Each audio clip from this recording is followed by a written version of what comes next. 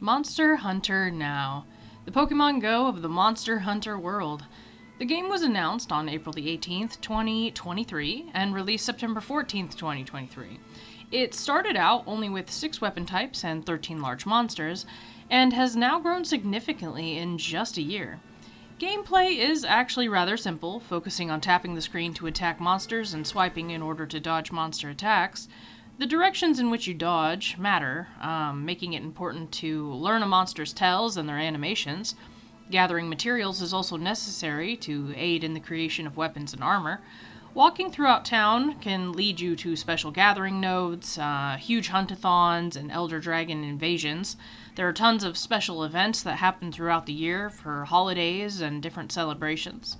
There are dimensional hunts, allowing players to fight with hunters that are not local, and of course there is the local play as well. And the various solo hunts range in difficulty depending on player levels and what chapters have been completed in this story.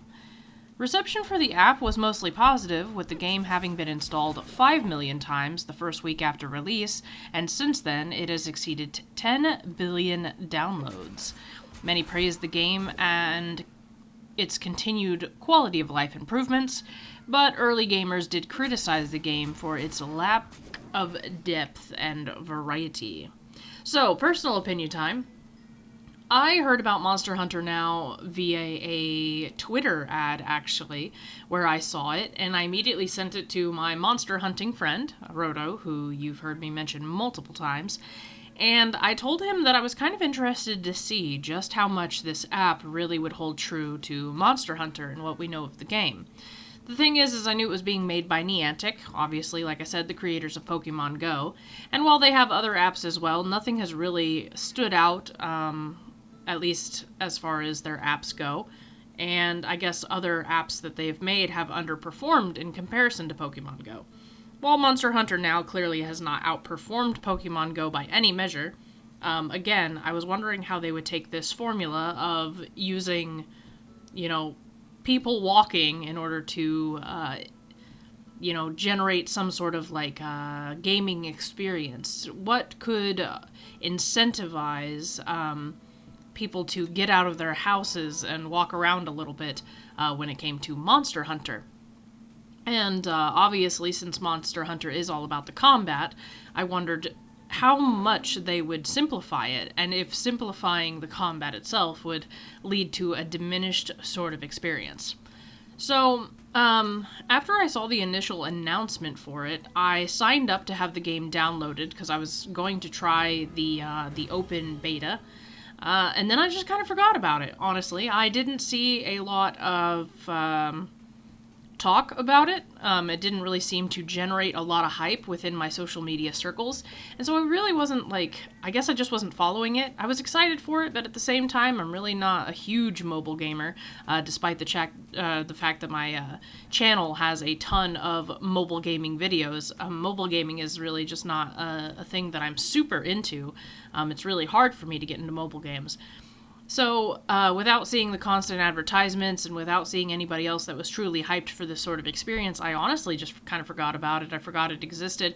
And then one day when I had to do a detail for work, I saw that this game was on my phone. And then I was like, oh crap, this was a thing, and I totally forgot about it. And so I decided that I was going to actually update it and give it a try. And just for perspective, that when I started this app, right, it had been a year since, almost a year since initially the app had come out. So I was really late. Like I said, I saw it when it first was going to come out. I told my friends about it, and then I just kind of felt like it dropped off the face of the planet, and then I forgot about it for nearly a year. And I came into the game when they were doing the Mr. Beast event, which I know is probably going to age poorly. And likewise, they were doing all these anniversary things with I guess returning monsters that were special events and all this other stuff. So, what do I personally think of the app? Well, let's just kind of go into the mechanics of it, right? So, the character creation is actually really simple, but I do love that the characters really seem, I guess, a lot more customizable than the Pokemon Go ones did initially. I feel like even after a year, the customization of the hunters is still a lot better. I think the design of the characters of the hunters is a lot better. When it came to Pokemon Go, I always felt like the Niantic avatars were really out of place for Pokemon. They seemed really weird looking. They didn't really have the same Nintendo trainer aesthetic. And I know it's because they were trying to mimic like the real world, the fact that Pokemon were in our world and not vice versa. But since there really was no explanation for this, there was no story, I don't know, the characters always kind of weirded me out, and I never really liked the style of them. Which, even if you could, like, customize them and stuff, again, I just never really liked them. But in Monster Hunter, the Hunter style just fits. It screams Capcom, it stays very true to Monster Hunter, I feel, and so the avatars really didn't give me the creeps. I would say that character customization is obviously very simple. It's not really complicated, but I did love the fact that it had all the similar traits of a regular Monster Hunter game. You could choose different makeup styles, you could change the color of them to make them look like scars, or you could have them as face paintings. I love the fact that there was the layered armor, so that you could either have whatever armor set you were wearing, or you could buy, or you could unlock costumes, I should say, that you could put on as layered armor. I did love the fact that layered armor was not, locked behind any sort of progression. It's something that you could do right away, which was very convenient. And I just loved the fact that the game had a lot of other quirks. It had the guild cards where you could add special medals and achievements to it to show it off. You could pick the pose of your hunter, and there was just a bunch of stuff you could do with the guild card, which again is just very, very true to a mainstream AAA Monster Hunter game. So I really just felt like this app was very true to Monster Hunter in those aspects. And then, of course, you get into the combat. Now, the combat is where everybody starts to get a little concerned. I remember a friend of mine saying, like, I would play it, however, I would rather play a fun Monster Hunter game, is what he said. Just due to the fact that the combat is obviously very watered down. I would say that in my experience with Monster Hunter now, the combat at first is very easy. With all the events going on and all the different things that they're kind of handing out to players, the combat is ridiculously simple. When I first started Monster Hunter Now, obviously they had the Mr. Beast event. The Mr. Beast Sword and Shield was a very OP Sword and Shield, I felt, for a beginner, and it is something that you unlock pretty much right away. It is super powerful, it is just insanely strong. And then at the same time that I started, not only was the Mr. Beast event happening, but also there was the Gun Lance event happening. As I mentioned before, Monster Hunter Now started off with 6 weapon types, and since then, that roster has grown a lot. So we have the Great Sword, the Long Sword, Light Blowgun. They just introduced Heavy Blowgun. They have the Lance. They had just introduced Gun Lance whenever I came onto the scene. I know that they have the bow. I know that they have the hammer. So we're at least up to 8, 9 weapon types at this point. And the roster at the time of the game's launch was only 13 large monsters. And I can tell you that that roster has grown as well. Right now, they've added in Magna Mallow and Rajang. I've run into the Elder Dragons. There was the Teostra event. There was the Kushaladora event. I can tell you that beginning monsters like Great Jagras, Kuluyaku, Puki Puki, Palomu, we're already up to 8 monsters, and then you have Diablos, Black Diablos, Rathalos, Azure Rathalos, Rathian, Pink Rathian, you have Zenogre, Mizitsune, Tazidi or whatever it's called, Devil Joe, frickin' Radobon, and there's just a bunch of different monsters that they seem to flip through depending on what event's going on at the time. So we're nearly up to 20 monsters, and I'm actually pretty sure we actually have 20 monsters, because I already know, Gyartodus, Kezu, so 21 monsters, 22 monsters, probably even more so than that. So they've almost nearly doubled the monster roster. Now, they do tend to swap through certain monsters. Like I said, some of these are special event monsters that will only show up during certain times. I think due to it being the 1-year anniversary of Monster Hunter Now, I've kind of joined at an ideal time where I'm running into a bunch of different monsters that are being brought back for the anniversary celebrations, which, like I said, gives me an advantage. And also, I'm just coming in to the game at a time where there's a lot of quality of life changes. One thing that they've brought in with the new season is the ability to cook meat. Again, it is a staple of the Monster Hunter series, where you can cook well-done steaks, which will then increase your special gauge so that you can start off using a specialty thing at the beginning of a mission. So that's really important. That's been a thing where I've really liked it, getting your free steaks in the morning, cooking them, and, hearing that familiar jingle and stuff. Because again, it really does feel like Monster Hunter. I will say that one thing that I have not enjoyed when it comes to Monster Hunter now is the way that they do the microtransactions. So, the microtransactions in the game, obviously, there is a season pass when it comes to the game, and that's kind of the one thing that kind of bothers me. The game does indeed have a story. Now, whether the story is any good, no, not really, but here's the thing, Monster Hunter's never been known for its stories. World and Rise, I think, was like the first attempt at actually creating a Monster Hunter that actually had like a decent storyline behind it and lore. Outside of that, I've played older Monster Hunter games and they really just don't have the same thing. It's more just, hey Hunter, we need help, go do thing, and it doesn't really get much deeper than that, minus when you have to go stop an Elder Dragon or something. And Monster Hunter now, I'm not really sure what they would have been able to do with such a thing, so the fact that it has a simplistic storyline I think is better than no storyline. But essentially, it does take place in our real world, where dimensional portals have opened up in the sky. These portals of light have introduced monsters into our realm, and it has also dropped a palico and a trainer named Miss Qualily into our world, and we are not only teaching them about our world, but they are also helping us to become hunters so that we can kind of help them figure out what is going on and why things are happening the way that they are happening.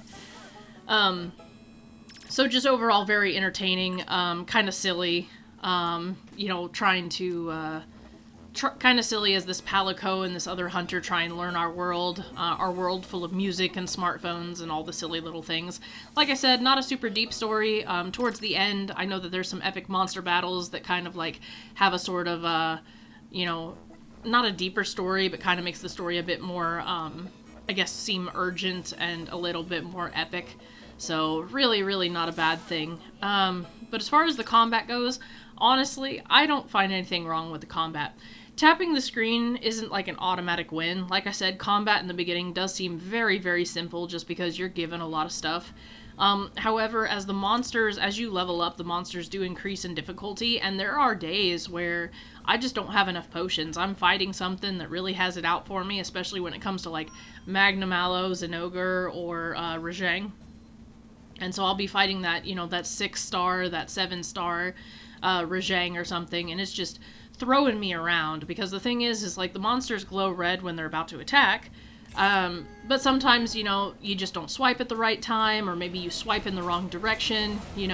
If Anjanath is coming at you towards the right of the screen, then you obviously want to dip out on the right of the screen, or you want to dip out backwards so that their jaw can't reach you. They do have like a 2-pronged attack, so you have to be really careful. Same as when a Rathian tries to hit you with its tail by swinging around. You don't want to go in for the kill, because then it's going to swing around again, and then you're leaving yourself prone. Learning the monster tells is really, really important.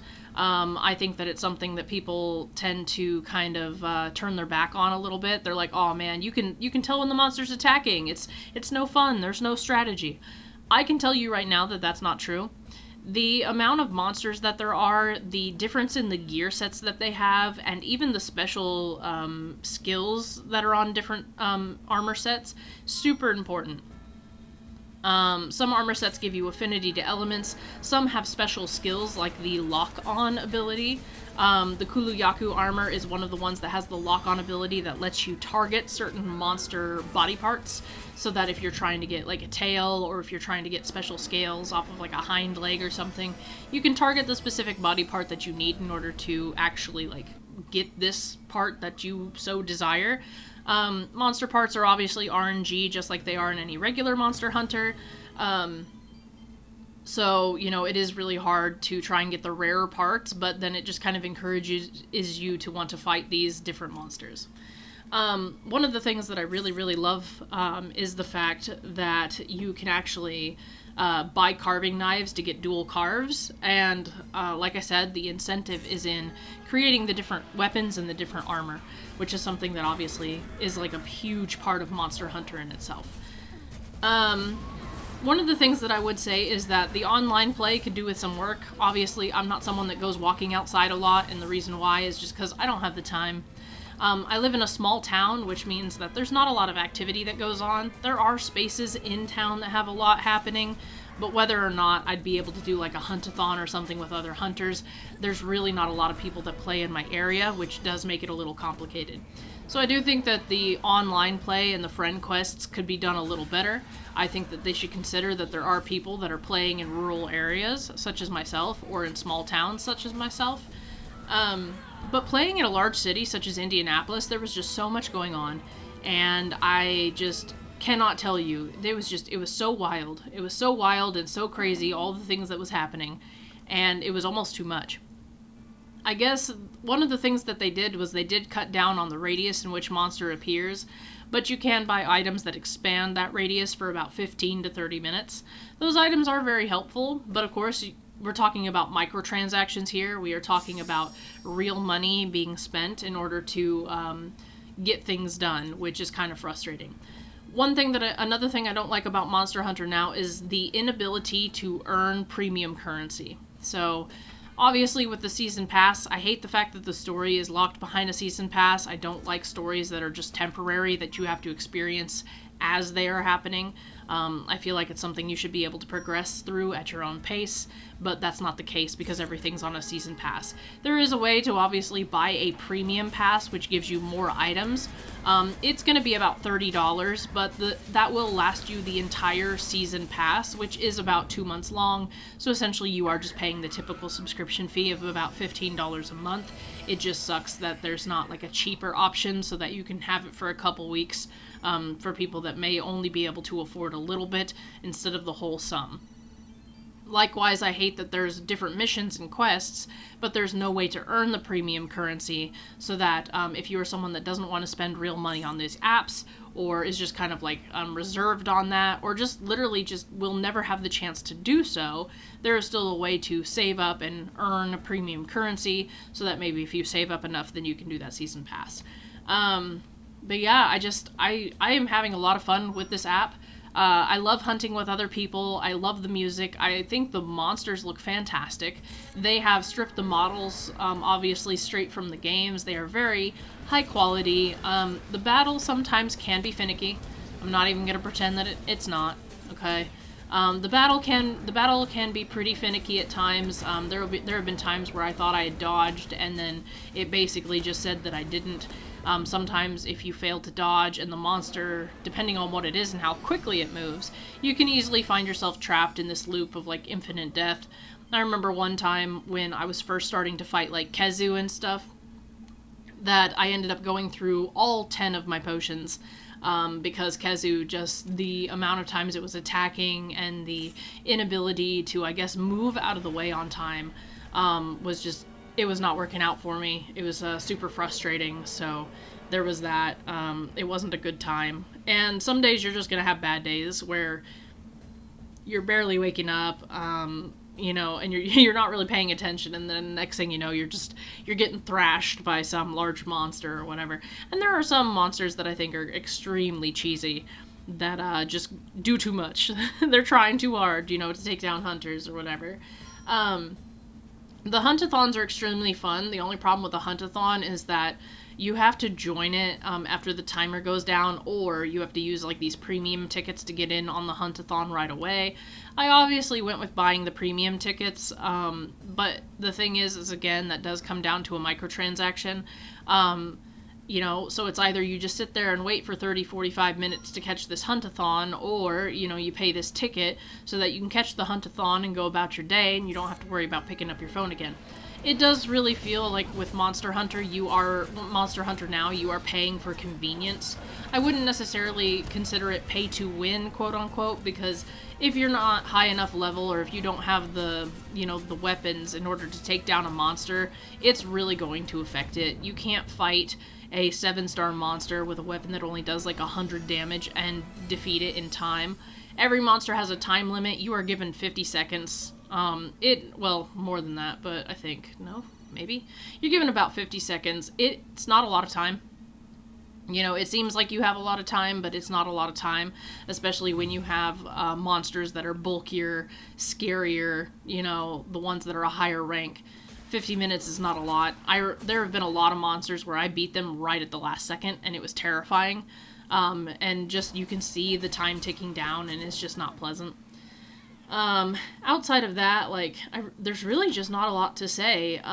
Working through the season's not hard because, like I said, there's daily quests, there's friend quests, there's quests that are happening due to specific celebrations, there's just the quests that you gotta complete for the story.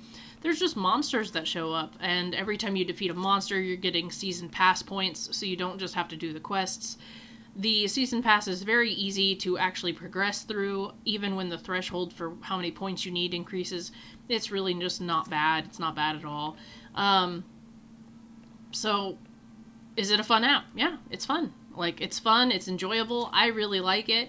I actually prefer it more than Pokemon Go because there's just a lot more to do. Like I said, every armor has its specialty as far as its skills. You can upgrade them. There's the drift smelting, which then allows you to apply decorations to certain sorts of armor. And you'll get these like shards for the drift smelting thing. So there are actually people online in like subreddits and stuff that have pretty competitive builds for very specific weapons to take down large monsters in a certain amount of time. So there is a lot in this game that takes a lot of strategy. Obviously, there's a huge grind in this game, and there's something very aesthetically pleasing and satisfying about getting the better armor, getting the better weapons, being able to upgrade something or taking down that one monster that you really, really just want to take down. And, you know, sometimes taking down that super huge monster that was part of like a special event or something. Again, just something super duper satisfying about that. So I would definitely recommend this map. I would definitely recommend this app. Like I said, it is very true to Monster Hunter. Yes, it's simplified, but it's very easy to pick up. It's not very time consuming unless you want it to be. Like I said, lovely graphics, lovely sound, fun combat, very, I would say, simple to a degree, but not simple enough that it's brain dead. And honestly, it's just really fun and super addicting. So if you haven't given Monster Hunter Now a chance, I think you definitely should. I think you're missing out. And if you want to add me on there, let me know, and I'll send you my friend code because I definitely need more friends on there, and it'd be fun to do more friend quests. I'm currently Hunter level 50 on there. Nothing too impressive, but, you know, it is what it is. Anyways, thank you so much for watching. If you like this video, feel free to leave a like. And as always, I will be seeing you guys in the next video. Alright, ciao you guys.